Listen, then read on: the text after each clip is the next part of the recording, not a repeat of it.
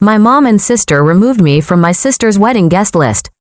In the suburbs of Chicago, Emma Carter, a graphic designer, is devastated when her mother, Laura, and half-sister, Sophie, exclude her from Sophie's wedding because she is Laura's stepdaughter. Betrayed, Emma seeks revenge on her sister. The story begins. Everyone, please subscribe to my Sweet Revenge YouTube channel. The autumn wind howled through Naperville, Illinois, rattling the windows of the Carter family's two-story home on a quiet cul-de-sac. Inside, the living room glowed with the warm flicker of a gas fireplace, its light dancing on framed photos of happier times, Emma, Sophie, Laura, and Jim smiling at picnics, graduations, and Christmases. But tonight, October 2025, the air inside felt colder than the frost gathering outside. Emma Carter, 25, sat cross-legged on the worn leather couch, her graphic designer's sketchpad abandoned beside her. Her dark hair fell over her face as she scrolled through her phone, her hazel eyes bright with anticipation. She'd spent weeks imagining Sophie's wedding, picturing herself in a bridesmaid's dress, laughing with her sister under the Chicago skyline. But that dream was about to shatter. Laura Carter, 50, entered the room, her real estate agent's poise faltering. Her blonde bob was immaculate, but her hands twisted nervously around a wedding planning binder. Sophie, 28, followed, her lawyer's confidence tempered by a flicker of unease. Her engagement ring glinted as she clutched a glass of Chardonnay, her blue eyes avoiding Emma's gaze. Sophie, you're killing me with suspense, Emma said, her voice bubbling with excitement. She tucked her phone away, leaning forward. Have you picked the bridesmaids yet?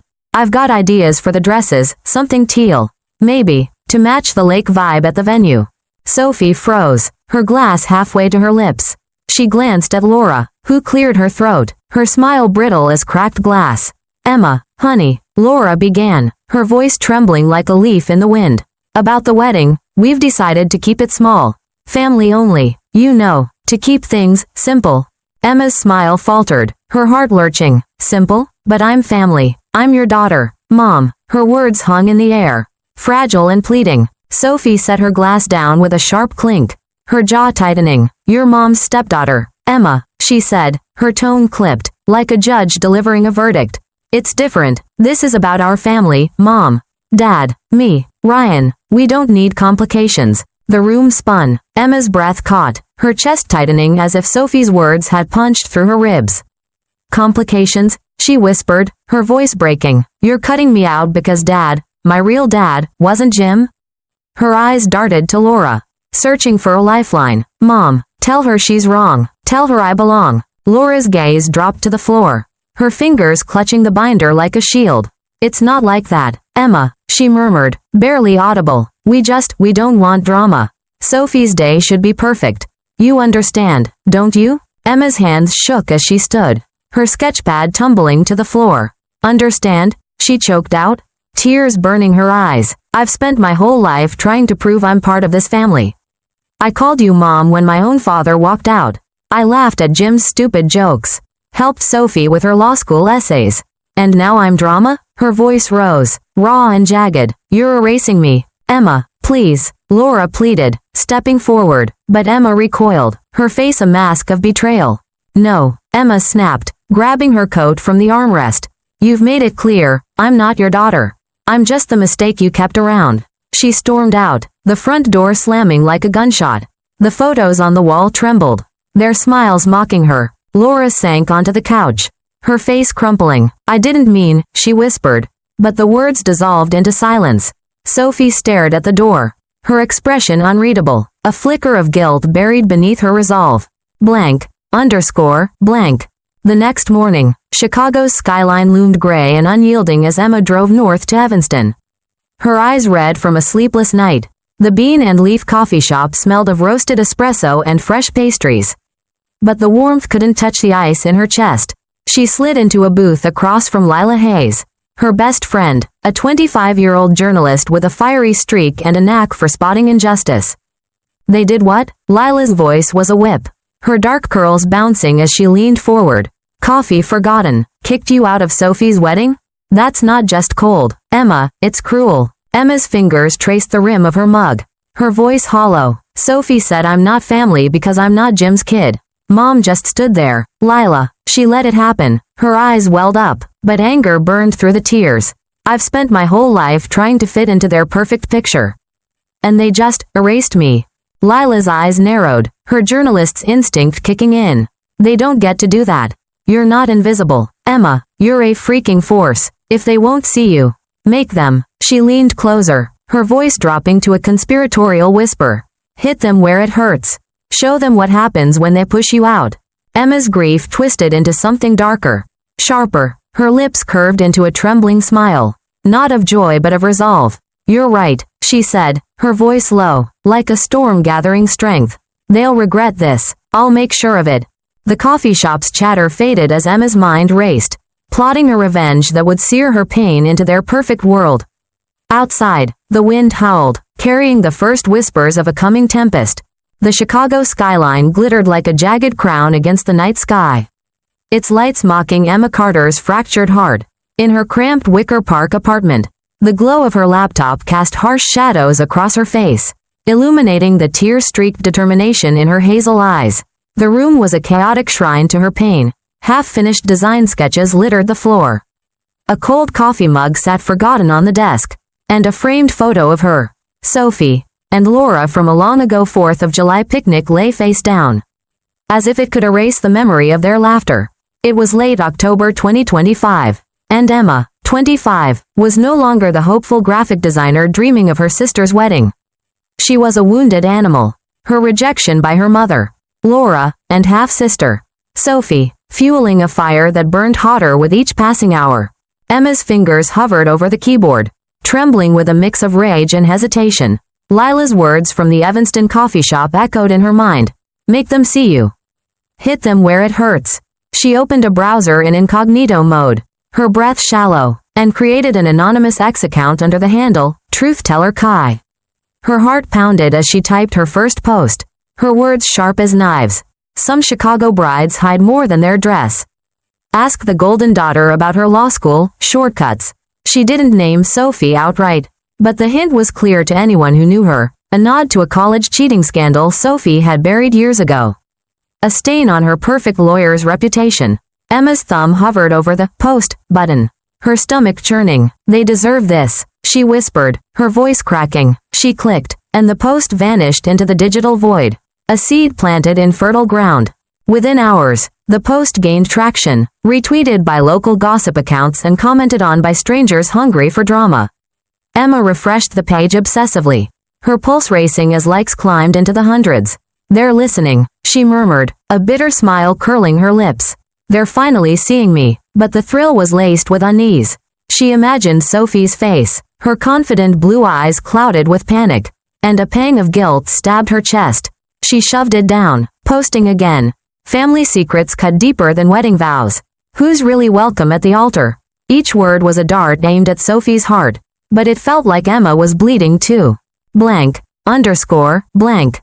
Across town, in a glittering ballroom overlooking Lake Michigan, Sophie Carter stood surrounded by wedding plans gone awry. The venue, a crown jewel of Chicago's elite, was decked out in mock-up centerpieces of white roses and gold-dipped candles.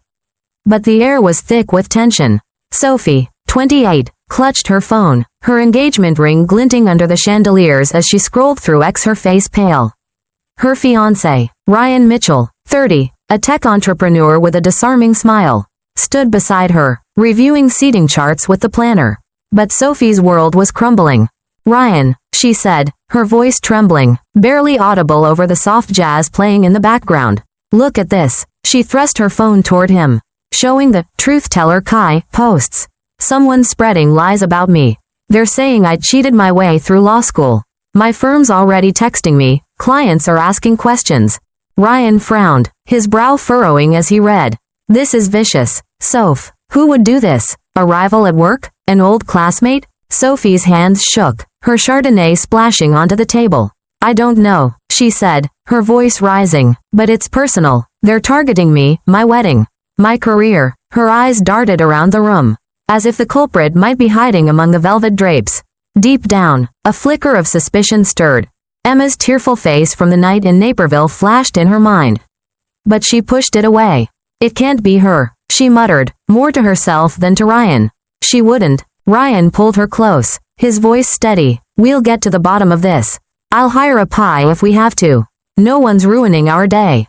Sophie nodded, but her confidence was a fragile mask. As the planner droned on about table linens, Sophie's phone buzzed again, a colleague's text. Is this true? Firm's calling a meeting Monday. Her breath hitched, and she gripped Ryan's hand, her nails digging into his palm. Blank, underscore, blank. Back in her apartment, Emma sat curled on her couch. The laptop now closed, but its glow lingering in her mind. The city's hum filtered through her window, distant sirens. The rumble of a train. The pulse of a world that didn't care about her pain. Her phone buzzed with notifications from her fake account, each one a twisted validation of her revenge. But the victory tasted sour. She picked up the fallen photo frame, her fingers tracing the glass. In the picture, she was 10, Sophie 13, both grinning with ice cream smeared on their faces. Laura laughing behind them. We were family then, Emma whispered, her voice breaking. What happened to us? She opened her laptop again, her resolve hardening like ice. They chose this, she said, her words a mantra against the guilt clawing at her. She typed another post, this one bolder. The perfect bride's family isn't so perfect. Ask about the sister left behind. She hit post, her heart a drumbeat of defiance and dread. The seeds of revenge were sprouting. But Emma couldn't shake the feeling that she was planting her own destruction too. The city lights flickered outside, indifferent to the storm brewing in her soul. In the silence of her apartment, Emma's sobs echoed, a prelude to the chaos she'd unleashed. The November chill seeped into Naperville, Illinois, turning the Carter family's suburban home into a fortress of unspoken wounds. Inside, the living room, once a haven of board games and holiday cheer, felt like a battlefield scarred by betrayal. The fireplace flickered weakly, casting long shadows across the walls where family photos hung like ghosts of a happier past. Emma Carter, 25, stood rigid by the front door, her coat still on, her hazel eyes blazing with defiance and pain. Her mother, Laura, 50, faced her, clutching a crumpled tissue, her blonde bob disheveled, her real estate agent's poise shattered. It was 2025, and Emma's anonymous ex-post says Truth Teller Kai had set Chicago's gossip circles ablaze, threatening to burn her sister Sophie's perfect life to ash. But now, the fire was closing in on Emma herself. Laura's voice trembled, a mix of desperation and disbelief. Emma, tell me it's not you. She pleaded, stepping closer, her eyes searching her daughter's face. Those posts on X, those horrible lies about Sophie's law school. Her wedding, they're tearing her apart. Are you behind them? Emma's jaw tightened, her fingers digging into her palms. The room seemed to shrink, the air heavy with the weight of her choices.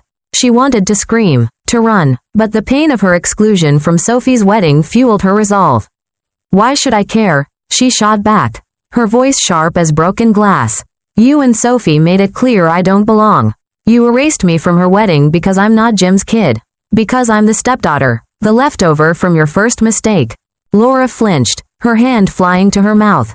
That's not true, she cried, tears spilling down her cheeks. I love you, Emma. I've always loved you. I thought keeping the wedding small would avoid questions about your father. About the past, I was trying to protect Sophie's day, not push you away. Emma laughed, a bitter, hollow sound that echoed in the quiet house. Protect Sophie by throwing me out? You've chosen her over me my whole life. Mom, every time I tried to fit in, every Christmas, every graduation, you made sure Sophie shone brighter. And now, you let her call me a complication. Her voice cracked, betraying the anguish beneath her anger. She gestured to the photos on the wall, her hand shaking. Look at those smiles. I fought to be part of that family. And you both ripped it away. Laura sank onto the couch, her sobs shaking her shoulders. I didn't mean to hurt you, she whispered, her voice muffled by her hands. I thought I was doing the right thing. I was wrong. Emma, please, stop this, whatever you're doing. We can fix it. Emma's heart twisted, her mother's tears ablaze against her resolve. For a moment, she saw the Laura who'd braided her hair, who'd cheered at her art shows. But the memory of Sophie's cold words, your mom's stepdaughter, it's different, drowned it out. Fix it? Emma spat, her eyes blazing. You broke it, Mom, you broke us. She turned, yanking the door open, the icy wind rushing in as she stormed out. The door slammed, rattling the frames. and Laura's wails filled the house. A requiem for their shattered bond. Blank, underscore, blank. In Chicago, Emma's revenge spiraled into a monster she could barely control. Her truth-teller Kai posts grew crueler, each one a dagger aimed at Sophie's heart.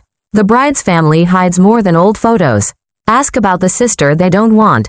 The posts fueled Chicago's gossip blogs, turning Sophie's wedding into a public spectacle. Anonymous comments speculated about family rifts, Laura's past marriage, even Emma's existence. At her Wicker Park apartment, Emma scrolled through the chaos, her laptop's blue light casting a sickly glow on her face. The room was a mess, takeout containers piled on the counter, her sketchpad untouched, a cracked mug holding stale coffee. Her phone buzzed with notifications, each one a twisted victory. But her hands shook as she read a comment. This family sounds toxic. Poor bride. But who's the sister? Poor bride? Emma muttered, her voice hoarse. What about me? But the thrill of revenge was fading, replaced by a gnawing emptiness. She imagined Sophie, her confident sister, reduced to tears, her career teetering. She saw Laura's crumpled face, heard her sobs. They deserve it, Emma whispered, but the words felt hollow. A lie she couldn't believe. Blank, underscore, blank. 2 weeks later, Emma sat in a therapist's office in Oak Park, the soft hum of a white noise machine failing to soothe her. Dr. Olivia Grant, 40, sat across from her, her warm brown eyes steady but piercing. The office was a sanctuary of muted greens and plush chairs, but Emma felt like a caged animal, her knees bouncing, her fingers shredding a tissue. Her revenge had become a wildfire, and she was choking on the smoke. Emma, Dr. Grant said, her voice calm but firm. You've told me about the posts, the pain, the wedding. You wanted Sophie and Laura to feel your hurt. But what now? What do you want from this? Emma's eyes darted to the window, where bare trees swayed in the wind. I wanted them to see me, she said, her voice low, raw. They threw me out like I was nothing. I thought if I hurt them back, I'd feel whole, but I don't. Her hands clenched, the tissue falling in pieces. I saw Sophie at her rehearsal dinner on X. Someone posted a photo. She was crying. Dr. Grant, my sister, the one who always had it together, was broken. And Mom, she's not eating, not sleeping. I did that. Dr. Grant leaned forward, her gaze unwavering. Revenge doesn't heal rejection, Emma. It just carves deeper wounds. You're hurting, but so are they. What's stopping you from telling them the truth? Emma's breath hitched, her eyes welling up. What if they hate me? She whispered, her voice barely audible. What if I've gone too far, and they never forgive me? She buried her face in her hands, sobs shaking her body. The clock ticked, each second a reminder of the family she'd pushed away. Outside, Chicago's skyline loomed, its steel towers indifferent to the war raging in Emma's heart. She was at the edge, her revenge a noose tightening around her neck. The question hung in the air, unanswered. Could she step back before everything burned to the ground? The grand ballroom of the Chicago wedding venue, perched high above Lake Michigan, glittered like a fragile dream on November 15, 2023. Crystal chandeliers cast prisms of light across white roses and gold-trimmed tables. But the atmosphere was a storm of whispers and unease. Guests in tailored suits and shimmering gowns murmured about the truth-teller Kai posts that had turned Sophie Carter's wedding into a scandal. Outside, the city's icy wind howled, mirroring the chaos in Emma Carter's heart. At 25, the graphic designer stood alone on the venue's terrace, her dark hair whipping in the wind, her hazel eyes red from sleepless nights. Her anonymous posts had shredded Sophie's reputation, but the victory tasted like ash. Today, she'd come to confess, to end the war she'd started, even if it cost her everything. Inside, Sophie, 28, stood in her ivory wedding gown, a vision of elegance marred by her pale, tear-streaked face. Her blue eyes, usually sharp with lawyer's confidence, were dull with exhaustion. Her fiancé, Ryan Mitchell, 30, hovered nearby, his tech entrepreneur's charm strained as he fielded questions from worried guests. Sophie's phone buzzed incessantly, texts from her firm, threatening her job over the resurfaced cheating scandal. She slipped out to the terrace, needing air, and froze when she saw Emma. You, Sophie hissed, her voice a venomous whisper. Her gown rustled as she stepped forward, her hands clenched. I knew it was you.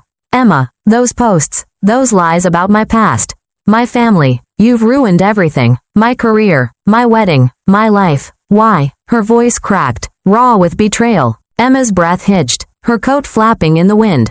The city skyline loomed behind her, its steel towers cold and unforgiving. I didn't mean for it to go this far, she said, her voice trembling. But you erased me, Sophie. You and Mom kicked me out of your wedding because I'm not Jim's kid. Because I'm the stepdaughter you didn't want. Tears spilled down her cheeks, her hands shaking. I just wanted you to see me, to feel what it's like to be invisible. Sophie's anger wavered, her eyes widening. Invisible? She whispered, stepping closer. Emma, I didn't. I thought it was easier. Mom said keeping the guest list small would avoid gossip about your dad. About the family's past. I didn't realize it would hurt you like this. Her voice softened, guilt creeping in. I was wrong, so wrong. Laura Carter, 50, appeared at the terrace door. Her real estate agent's poise gone. Her blonde bob disheveled. She'd overheard, her face crumpling as she clutched her shawl. Emma, she said, her voice thick with regret. I thought I was protecting Sophie's day.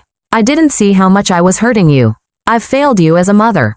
She stepped forward, her eyes pleading. I'm so sorry, honey. Emma's knees buckled, her sobs breaking free. The terrace seemed to tilt, the lake's dark waves below mirroring her turmoil. I'm sorry too, she choked out, her voice barely audible. I let my pain turn me into someone I hate. I didn't want to destroy you, Sophie. I just wanted to belong. She sank to her knees, the cold stone biting through her jeans. Sophie hesitated, then knelt beside her, her gown pooling around her. You do belong, she said, her voice fierce through tears. You're my sister, Emma, not half, not step, my sister. She reached out, her hand trembling, and Emma grasped it, their fingers intertwining. Laura joined them, enveloping both daughters in her arms. The three clung to each other, their sobs mingling with the wind. A raw, cathartic release. We're a mess, Laura whispered, a tearful laugh escaping her. But we're family. We'll fix this together. Ryan appeared at the door, his face softening at the sight. Everything okay out here? He asked, his voice gentle. Sophie nodded, wiping her eyes. It will be, she said, squeezing Emma's hand. Let's get through this day. Together. Blank. Blank. A month later, on a crisp December evening, the Carter family home in Naperville glowed with warmth. The living room, once a battlefield, was alive with laughter and the clink of glasses. The Christmas tree sparkled in the corner, its ornaments glinting with memories, some painful, some precious. Emma sat on the couch, her sketchpad open to a new design, a smile playing on her lips. Sophie, now Sophie Mitchell, lounged beside her, her wedding band catching the light as she teased Emma about her terrible puns. Laura bustled in from the kitchen, carrying a tray of mulled wine, her face radiant with relief. Jim Carter, 52, carved a roast at the dining table, his high school principal's calm anchoring the room. Ryan poured drinks, his easy grin easing the last traces of tension. Dinner's almost ready, Laura announced, setting the tray down. She paused, her eyes lingering on her daughters, a flicker of guilt still there but softened by love. I'm so grateful for this. For us. Emma stood, raising her glass, her voice steady but thick with emotion. To family, she said, her gaze meeting Sophie's, then Laura's. Messy, complicated, but ours. I'm sorry for the pain I caused. I'm just glad we're here. Sophie clinked her glass against Emma's, her eyes bright. To second chances, she said, her voice warm. And to my sister, who's stuck with me forever now. Jim chuckled, raising his glass, to not burning the roast. He quipped, earning groans and laughter. Ryan grinned, toasting silently, his presence a quiet promise of support. As they sat down to eat, the fireplace crackled, its warmth wrapping around them like a blanket. Outside, snow fell softly, blanketing Naperville in quiet. Emma looked around the table, her heart full. The wounds were still there, scars that might never fade, but love was stitching them together. She was no longer the stepdaughter, the outcast. She was Emma Carter, daughter, sister, home. The night stretched on, filled with stories, laughter, and the fragile, beautiful promise of a family made whole. If you find the story interesting, please like and share this video and leave a comment with your opinion. Don't forget to subscribe to Sweet Revenge and hit the notification bell so you don't miss any new videos.